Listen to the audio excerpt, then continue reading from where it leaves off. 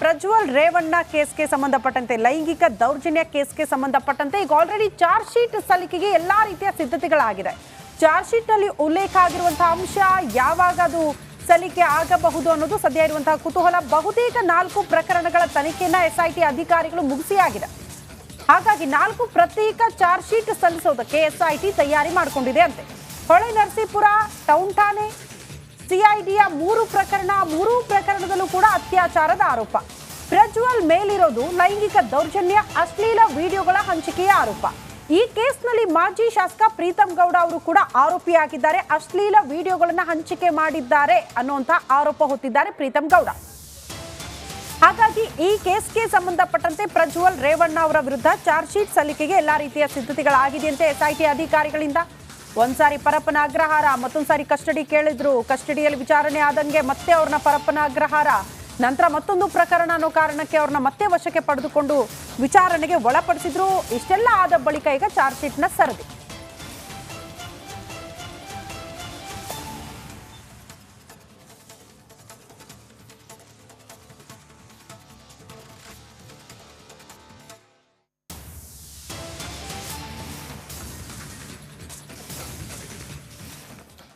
Okay, ಇವತ್ತೇನಾಗುತ್ತೆ ಆಗಿದ್ರೆ ಇವ್ರದ್ದು charge sheet mostly ಇವತ್ತು ಸಲ್ಲಿಕೆ ಆಗಬಹುದು, ಅದಕ್ಕೆ ಸಿದ್ಧತೆ ಆಗಿದೆ ಅಂತ, ಬಟ್ ಡೌಟ್ ಅಂತಿದ್ದಾರೆ. ಬಟ್ ಇವತ್ತು ಅಥವಾ ನಾಳೆ.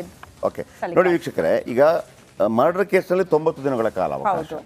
ಇದು ಆಲ್ರೆಡಿ 90 ದಿನಗಳಿಂದ ಮೊದಲು ಮಾಡೋದಿಲ್ಲ ಅಂತಲ್ಲ, ಆದರೆ ಯಾವ ಆಯಾಮಗಳನ್ನು ಕೂಡ ಬಿಡೋದಿಲ್ಲ. ಯಾಕಂದರೆ ಮರ್ಡರ್ ಕೇಸ್ ಆಗಿರೋ ಕಾರಣಕ್ಕಾಗಿ ನಾಳೆ ಯಾವುದೋ ಕಿರಿಕಿರಿ ಆಗುತ್ತೆ ಕಾರಣ 90 ಡೇಸ್. ಇದು ಅಷ್ಟು ದೊಡ್ಡ ಒಂದು ರೀತಿಯಲ್ಲಿ ಭಾಳ ಬೇರೆ ರೀತಿಯ ಪ್ರಕರಣ. ಇದು ಆ ಪ್ರಕರಣಕ್ಕೆ ಈ ಪ್ರಕರಣಕ್ಕೂ ಸಂಬಂಧ ಇಲ್ಲ. ಇಲ್ಲಿರುವಂಥ ಎಲ್ಲ ಮಾಹಿತಿಗಳಿದೆ. ಆಮೇಲೆ ಆರೋಪಿ ಅಂತ ಹೇಳಲ್ಪಡೋನು ಸಿಕ್ಕಿದ್ದಾನೆ, ಸೂರಜ್ ರೇವಣ್ಣ ಸಿಕ್ಕಿದ್ದಾನೆ, ಇವನು ಸಿಕ್ಕಿದ್ದಾನೆ.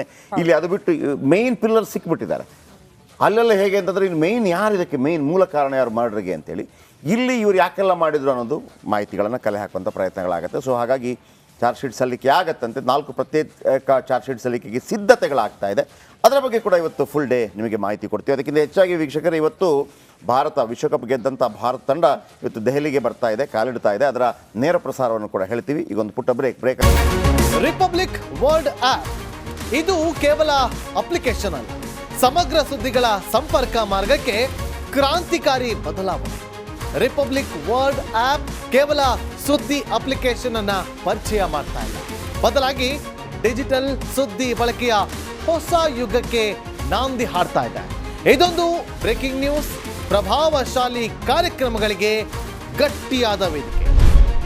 ರಿಪಬ್ಲಿಕ್ ವರ್ಲ್ಡ್ ಅಪ್ಲಿಕೇಶನ್ ಈಗ ಲೈವ್ ಆಗಿದೆ. ಗೂಗಲ್ ಪ್ಲೇ ಸ್ಟೋರ್ ಮತ್ತು ಆಪಲ್ ಆಪ್ ಸ್ಟೋರ್ ಎರಡರಲ್ಲೂ ಲಭ್ಯವಿದೆ. ಈಗಲೇ ಡೌನ್ಲೋಡ್ ಮಾಡಿ.